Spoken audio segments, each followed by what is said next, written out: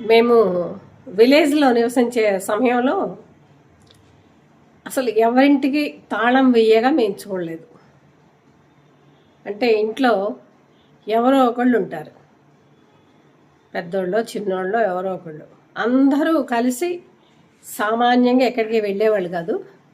వెళ్ళటానికి తగిన సదుపాయాలు ఉండేవి కాదు, కావలసినంత డబ్బు ఉండేది కాదు.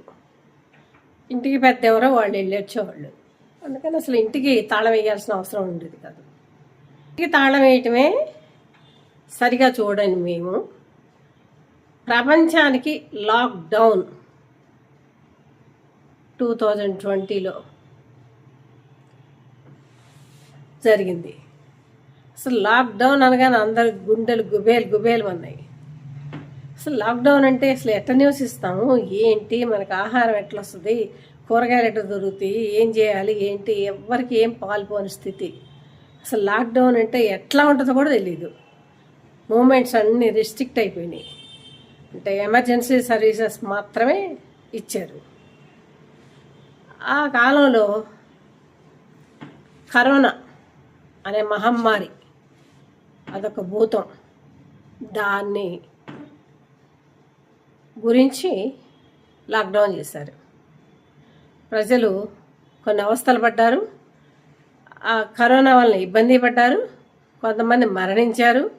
కొన్ని తెలియని మానసిక పరిస్థితులు, కొందరికి సైడ్ ఎఫెక్ట్స్, మెడిసిన్స్ ఎక్కువ ఇవ్వటం వల్ల, ఐసీయూలో ఎక్కువ రోజులు ఉండటం వల్ల, వాళ్ళని చూడటానికి ఎవరూ లేక వాళ్ళని దూరంగా పెట్టి కఠినంగా చూడటం వల్ల అంటే అన్నీ చేస్తే ఆ మానసిక క్షోభకి ఇంకేముందన్నట్టుగా చాలామంది భయపడి హార్ట్ అటాక్ వచ్చి చనిపోయారు. కరోనాలోనే అన్నీ జరిగినాయి. నిజంగా చనిపోయిన వాళ్ళ పరిస్థితి అంతే, కరోనా వల్ల చనిపోయిన వాళ్ళ పరిస్థితి అంతే. మొత్తానికి ఏదేమన్నా కానీ కనువిప్పు అనుకున్నారు.